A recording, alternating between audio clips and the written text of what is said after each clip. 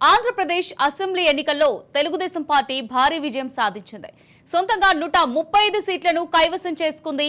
TDP, Janasena, BJP కూటమి 164 స్థానాలను గెలుచుకుంది. 2019 ఎన్నికల్లో వైఎస్ఆర్ కాంగ్రెస్ పార్టీ చేతిలో ఘోర పరాజయం పాలైన తర్వాత ఫీనిక్స్ పక్షిలా తెలుగుదేశం పార్టీ అంతే పవర్ఫుల్ గా అధికారంలోకి వచ్చింది.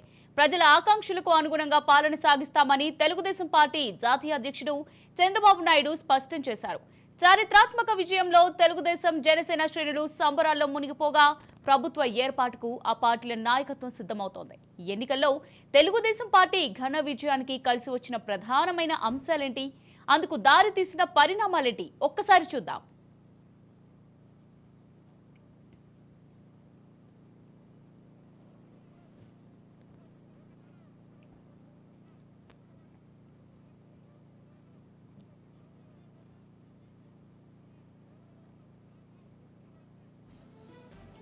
ఆంధ్రప్రదేశ్ అసెంబ్లీ నుంచి నారా చంద్రబాబు నాయుడు తన టేబుల్ పైన ఉన్న కాగితాలు పట్టుకుని విసవిస బయటకు నడుచుకుంటూ వెళ్లిపోయిన దృశ్యం మీలో చాలా మందికి గుర్తుండే ఉంటుంది. అది జరిగిన రోజు టీవీ ఛానళ్లు, సోషల్ మీడియా, వాట్సాప్ గ్రూపుల్లో ఎక్కడ చూసినా అదే వీడియో. 2021 నవంబర్ 19న ఏపీ అసెంబ్లీ నుంచి వాకౌట్ చేసుకుంటూ బయటకు వెళ్లిన టీడీపీ జాతీయ అధ్యక్షుడు ఆ తర్వాత మళ్లీ ఏపీ అసెంబ్లీలో అడుగు పెట్టలేదు. గౌరవ సభ కాదు, ఇలాంటి గౌరవ సభలో నేను ఉన్నానని మరొకసారి విజ్ఞప్తి చేస్తూ మీకు నమస్కారం.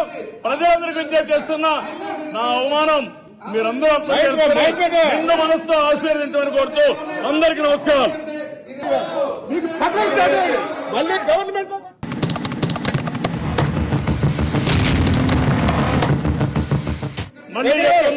ముఖ్యమంత్రి ఈ హౌస్ కు వస్తాను తప్ప అదర్వైజ్ నాకు రాజకీయాలు అవసరం లేదు. ఇది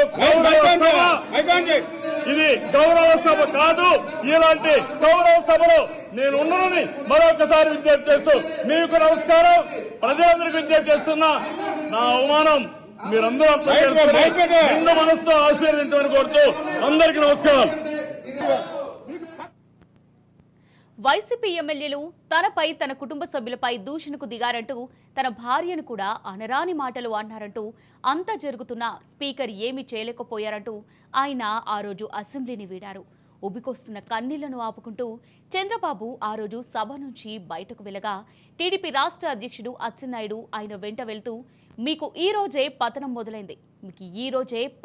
మొదలైంది అంటూ వైసీపీని శపిస్తూ బయటకు వెళ్లారు. ఆ ఘటన తర్వాత సుమారు 2.5 ఏళ్లకు జరిగిన ప్రస్తుత అసెంబ్లీ ఎన్నికల్లో తెలుగుదేశం, జనసేన, బీజేపీల కూటమి ఆంధ్రప్రదేశ్లో అత్యధిక స్థానాలు గెలిచి అధికారం చేపట్టబోతుండటంతో చంద్రబాబు ముఖ్యమంత్రిగా మళ్లీ శాసనసభలో అడుగు పెట్టబోతున్నారు. నాకు రాజకీయాలు అవసరం లేదు. ఇది గౌరవ సభ కాదు, ఇలాంటి గౌరవ సభలో నేను ఉన్నానని మరొకసారి విజ్ఞప్తి చేస్తూ మీకు నమస్కారం. ప్రజలందరికీ విజ్ఞప్తి చేస్తున్నా, నా అవమానం మీరందరూ నిండు మనసుతో ఆశీర్వదించమని కోరుతూ అందరికీ నమస్కారం.